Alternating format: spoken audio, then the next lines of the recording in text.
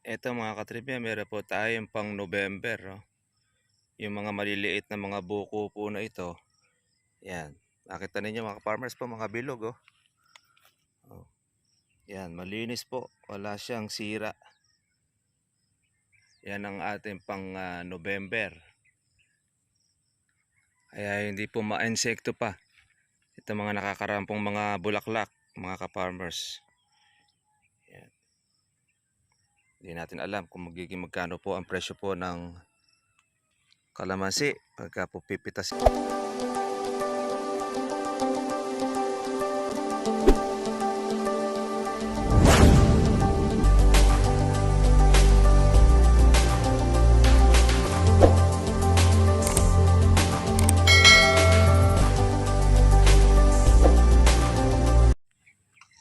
Eto mga katribya, meron po tayong pang November, oh. Yung mga maliliit na mga buko po na ito. Yan. Nakita ninyo mga farmers po, mga bilog, oh. Oh. Yan, malinis po. Wala siyang sira. Yan ang ating pang November. Kaya hindi po ma-insekto pa. Ito mga nakakarampong mga bulaklak, mga ka-farmers. Yan. Hindi natin alam kung magkano po ang presyo po ng kalamansi pagka po pipitasin sa November. Ayan, ang dami pong mga buko, mga maliliit. Pero meron rin po tayong pitasin. Yan yung ating po mga gaholin, no? Yan. Good morning po sa inyo mga katribya. Welcome po sa aking YouTube channel. At eto po, makulimlim po ang panahon po natin. Pero mainit pa rin naman. At ngayon na hindi po umulan mga ka-farmers. Kaya po yung ating lupa ay medyo tuyo. Pero kaulan lang naman po ng mga nakakaraan. Kaya okay pa rin na hindi po tayo makapagpatubig. Kasi sinasabi nga po nila, Super El Nino po ngayong buwan po ng Agosto. Ngayon ang kalamansi po natin para po sa ating po mga katribya. Ayan o.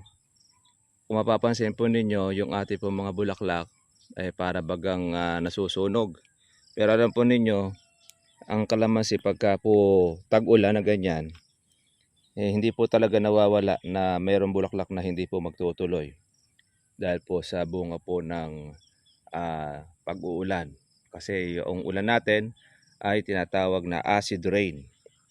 Siyempre, kung mo yan mga farmers po ay acid rain, naluluto kahit man po yung siling labuyo, naluluto siya pati po yung panigang. Lalo na kapag ka po yan ay tuloy-tuloy na pag-uulan. Tayo naman mga ka-farmers po ay umaaraw. Kaya naman, ayan, medyo nakakaporma po yung ating po mga bulaklak. Yung iba po ay mga buko na. Ayan. Sabihin, hindi pa po masyado pong ma-insekto po ngayon. Kumpara po natin doon sa iba. Bagamat meron na pong nagsisipag-spray na ng kalamansi. Meron tayong mga nakikita na talagang magsipag-spray. Yun po ay gusto pong makasingit sa presyo. Kasi alam po nila, pagka buwan po ng November, ay mataas po ang kalamansi, ang presyo niya. Kaya po sila po ay sumisingit po ng pag-i-spray pagka po nag-aaraw. Pero sa nakikita ko naman mga ka-farmers po, yung ating po mga buko, mga buo naman siya at maganda po ang kanya pong bilog. Di lang po natin alam kung sa akin lang o baka naman po sa iba ay may meron pong mga sira na rin po yung kanila pong mga buko. Malalaman na lang po natin kasi ito, yung mga bunga po na yan ay bunga pa nung nag-uulan. Pero yung mga bagong mga bulaklak po ngayon, hindi tayo nakakasiguradong wala pong insekto. Dahil yan po yung mga masiselan. Yung bulaklak po ng September. Po kasi tayo mga farmers po nagpabulaklak ng September. Ang ani po noon ay December, katapusan po ng December. Pwede po yung pagka malalaki na, aabutin po yun ng January 1st. Yan, pagka yung sabog po natin ng September. Pagka buwan po ng August, ayan, sabog natin. Ang ani po niyan ay November. Kung palalakihin po natin ng husto, makukuha po yan ng first week ng December. Ang kalamansi kasi mga ka-farmers mula po doon sa pagkabulaklak, 4 na buwan ang inyo pong hihintayin para yaan ay mapitas, lumaki. Kaya medyo matagal-tagal po siya kapag ka po mga ka-farmers po napipitasin ng kalamansi at hihintayin natin titingnan, maiinip ka. Pero kaya lang po natin nakikitang sunod-sunod ang bunga kasi continuous po ang kanya pong pamumulaklak. Lalo pa pagka diretso po ang inyong pag-aalaga, ang paglalagay ng ating abono, diretso rin po ang kanyang pamumulaklak. Yung kasing ating napitas ng mga nakaraan, ay siya naman pong magbumulaklak. Maghihilam lang po yan ng mga 1 linggo, 2 linggo. Pagkatapos po nun, yan, makita ninyo, lulusutan uli po ng panibagong bulaklak. Kaya mapapansin natin ang kalamansi ay halos sa buwan-buwan ay nakakapitas po tayo dahil sa continuous na pamumulaklak. Kaya merong marami, merong kaunti, at depende po yan doon sa inyo pong pag-aalaga o paglalagay po ng ating abono. Pag halimbawa mga ka-farmers, every 2 months sa paglalagay nyo ng abono, ayan, dire-diretso po mga ka-farmers po ang inyong pong pamumulaklak. Iba naman, monthly, naglalagay po ng abono sa kanilang kalamansi. Kaya lang mga ka-farmers, masyado pong magastos po yun mga katribya. Hindi naman po natin sinasanay ang ating kalamansi na monthly natin ilalagay sapagkat madugo, magastos masyado. Kaya halos na mauuwi niyan ay doon lang sa pambili lang po natin ng pataba, mauuwi po yung ating kikitain po sa pagpitas o yung inaanin natin. Ang maganda ay every 2 months kailangan po natin mga pakainin kalamansi natin para yung bunga niyang daladala ay meron po siyang pwersa. Hindi po siya maging kotsok or maliliit ang maging bunga. Ito, kagaya nito, marami po siyang mga sunong, marami siyang mga maliliit. Obligado natin itong lagyan po ng ating pataba para lumaki.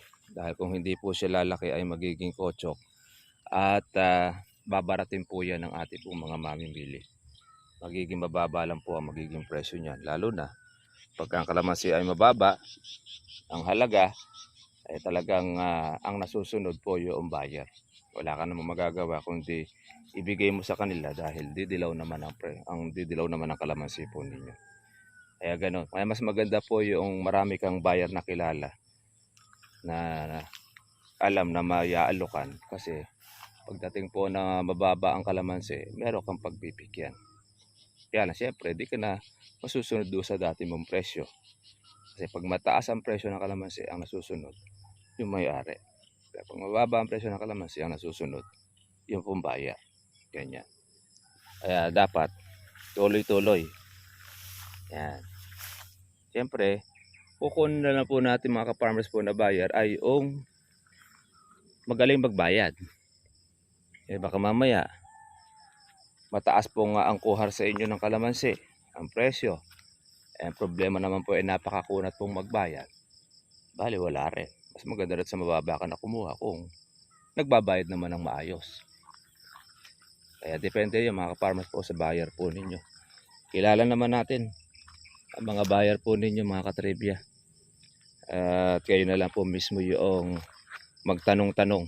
Siyempre, dapat bago ninyo po pitasin ang kalamansi, ay magkaroon po kayo ng kasunduan sa inyo pong farmers sa kukuha.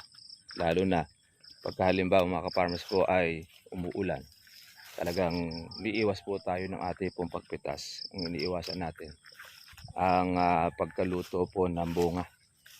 Hindi naman natin maiiwasan na talaga pagka manipis na ang balat ng kalamansi at malalaki at pitasin na talaga, magkakaroon talaga po siya ng patsi o yung tinatawag po natin na pagkasunog. Ngayon, para maiwasan, hintayin po natin mga katribya ang gumanda panahon, saka po tayo magpapitas ng ating kalamansi. Ayan o. Ayan po ang ating bunga. Hindi po nawawala sa kalamansi yung meron pong ganito. na yung purlak. Minsan kasi yan ay nasa lahi. Minsan naman yan ay nandun sa ulan. Ang original po kasi mga ka-farmers po ng kalamansi talaga sa Mindoro. Sa Mindoro kasi ang kalamansi meron pong ganyan, bunga bulutong. Yung bulutong naman, pag mahal ang kalamansi, wala namang problema. Pero sa mga pigaan, ayaw nila yan eh. Kasi yan ay, yung pong bulutong na yun sumasama po sa likido. Kakaroon ng tining. Kaya gusto nila yung makinis po ang balat. Kaya lang, pagkatagulan, hindi naman po natin mahahanap po yung mayroong makinis ang balat. Kasi nga nag-uulan. Pero pagkatag-araw, wala po yan. Mga katribya. Tatanggal tayo. Nabawasan na po natin itong mga baging na ito. Kaya lang siyempre, tutubo uli yan. Kapag po nagtagal-tagal. Yung mga bago natin tubo,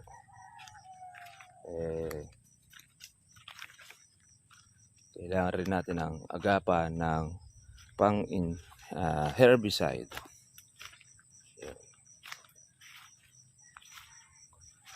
Masisiyahan ka pa mga farmers, sa bunga ng ating kalamansi ay napakarami. Matsyempuhan lang natin dito yung 700, 800. Masaya na po tayo pag pinitas po yung marami na ito. Una-una wala na tayo masyado pong hirap po dyan sa pag-i-spray. Kundi bagkos ay sa pataba na lang po natin ito nakuha. Saka po noong nakaraan na nagtigang o yung hindi po umulan, hindi natin talaga siya tinubigan. Para po noon ay maglabas po ng marami pong bulaklak. Ngayon, naglabas po siya. Yan na po yung tinatawag natin sa panahon. Pero hindi naman lahat ng kalamansi ay merong ganyang karaming bunga. Meron pong mga kalamansi ay wala namang ganong bunga. Dahil nagmula po sa maraming bunga yung kanila. Tayo naman mga ka-farmers, ito. Sa tuloy-tuloy po ang inyong alaga.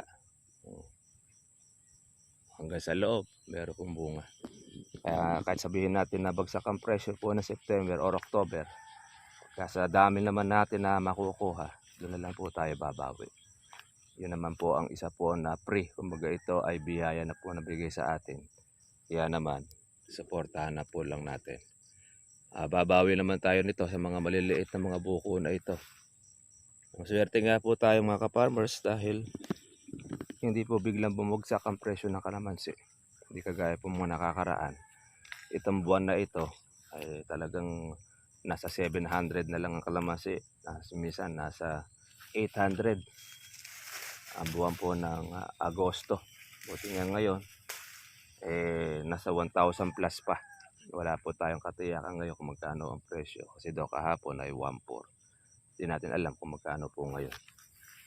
Kaya yun po, update lang natin sa ating po mga katribya. Kung kayo po ay meron pong kalamansi at meron pong bunga at pitasin, kunin nyo na para kaabutan po ng pagbagsak o pagbaba. Sayang naman habang may presyo pa. Paano mga katribya, God bless po sa inyong lahat. Kita-kita po tayo bukas para sa susunod po na vlog. Monitor lang muna po tayo doon po sa bunga po ng ating kalamansi. Medyo makulimlim at wala pa naman pong ulan bukod po doon sa mga nakaraan. Pero ganoon pa man, pasa pa rin po ang lupa. God bless po sa inyo lahat mga katribya.